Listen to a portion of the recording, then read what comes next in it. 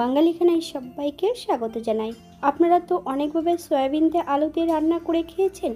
একবার আমার মতন করে সহজ পদ্ধতিতে আপনিও শিখে নিতে পারবেন ছোট ছোট টিপস সহ।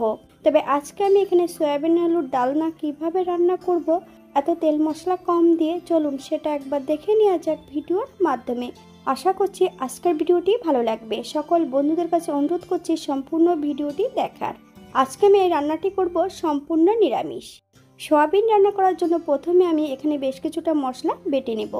আদা, জিরে, ধনে, শুকনো লঙ্কা, দারচিনি, এলাচ, লং আর বেশ কিছুটা কাঠবাদাম বেশ মিহি করে বেটে নিতে হবে।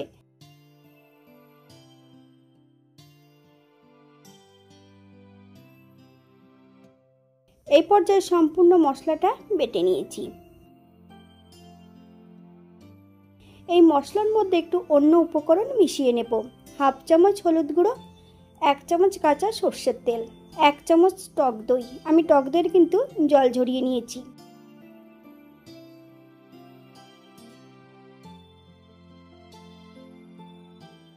আগের থেকে বেশ কিছুটা সয়াবিন আমি সেদ্ধ করে জল ঝরিয়ে রেখেছি। একটা মিডিয়াম সাইজের আলু ছোট ছোট টুকরো করে কেটে নিয়েছি। আপনারা যদি পছন্দ করেন তাহলে আলুর পরিমাণটা বাড়িয়ে দিতে পারেন।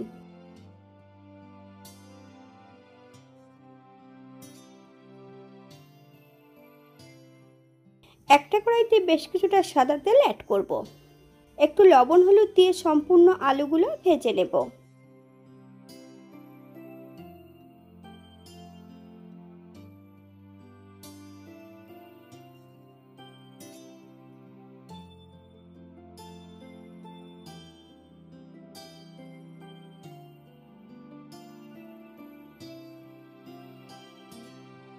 এই পর্যায়ে তেল থেকে সম্পূর্ণ আলুগুলো তুলে নেব।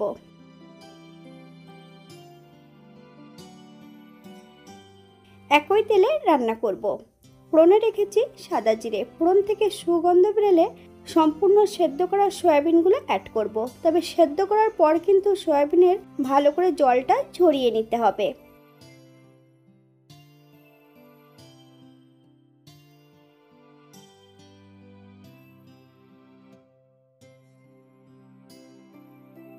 সয়াবিন সেদ্ধ করার সময় কিন্তু আমি লবণ অ্যাড করে সেদ্ধ করেছিলাম।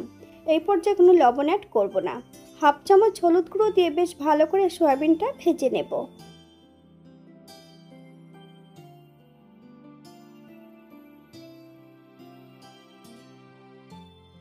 বাঙালি রান্না ঘরোয়া উপকরণ দিয়ে। আপনাদের যদি রান্নাগুলো পছন্দ হয় তাহলে চ্যানেলটি সাবস্ক্রাইব করে দিয়ে পাশে থাকবেন। পাশে থাকা বেলটি বাজিয়ে দেবেন, নইলে নিত্য নতুন রান্নার নোটিফিকেশন পাবেন না। এই চ্যানেলে বিভিন্ন ধরনের আমিষ নিরামিষ রেসিপি দেওয়া আছে। আপনাদের যদি ভালো লাগে তাহলে চ্যানেলটি ঘুরে একবার দেখে নেবেন।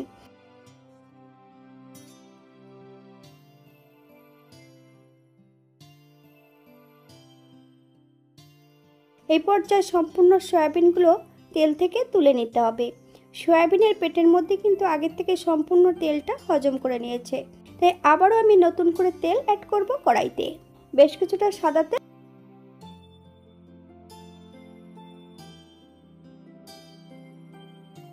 একটা কাঁচা লঙ্কা, মিশিয়ে রাখা সম্পূর্ণ মশলাটা এই পর্যায়ে অ্যাড করে দেব। একদম লো ফ্লেমে 2 থেকে 3 মিনিটের মতন মশলাটা বেশ ভালো করে ভেজে নিতে হবে।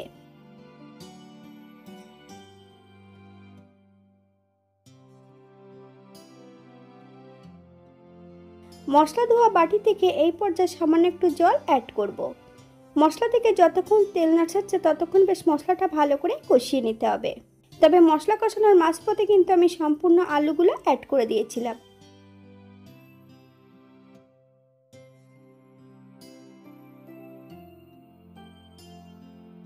মশলা থেকে তেল ছেড়ে দিয়েছে।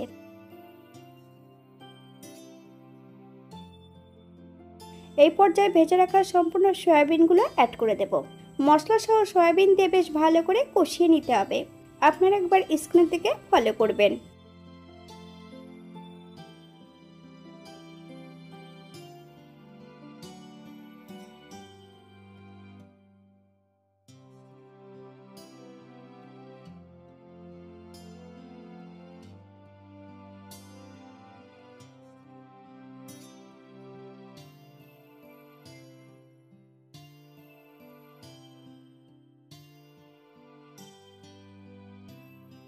এই পর্যায়ে অ্যাড করব 1 কাপ জল। আপনাদের যতটা গ্রেভির প্রয়োজন আপনারা ততটা জল অ্যাড করতে পারেন। মিডিয়াম আঁচে বেশ 5 থেকে 7 মিনিটের জন্য ঢাকা দিয়ে রেখে দেব, অথবা যতক্ষণ সবজিটা সেদ্ধ না হচ্ছে ততক্ষণ ঢাকা দিয়ে রেখে দিতে হবে।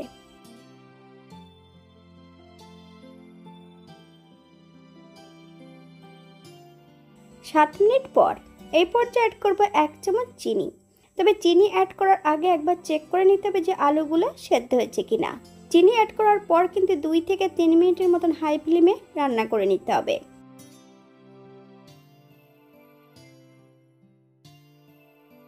এই পর্যায়ে অ্যাড করব 1 চামচ ঘি।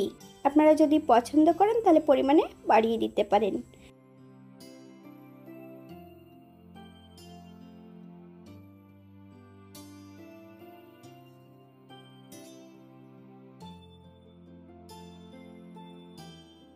গ্যাসের ফ্লেমটা অফ করে দিয়ে 5 মিনিটের জন্য স্ট্যান্ডিং টাইম দিতে হবে, তারপর সার্ভ করব।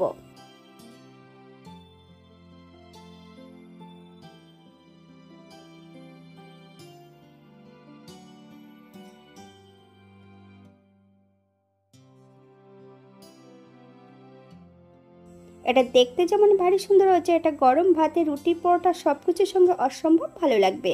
আপনারা যে কোনো একদিন নিরামিষের দিন এটা রান্না করতে পারেন। আপনারা যদি পেঁয়াজ রসুন বা অন্য মশলা পছন্দ করলে অ্যাড করতে পারেন। আজকের ভিডিওটি এই পর্যন্ত। সবাই সুস্থ থাকবেন, ভালো থাকবেন। অন্যদিন নতুন রেসিপি নিয়ে আপনাদের সামনে আবার আমি হাজির হব। নতুন ও পুরনো সকল বন্ধুদের অসংখ্য ধন্যবাদ ভিডিওটি দেখার জন্য। হাতে যদি সময় থাকে তাহলে একটা লাইক, কমেন্ট, শেয়ার করবেন।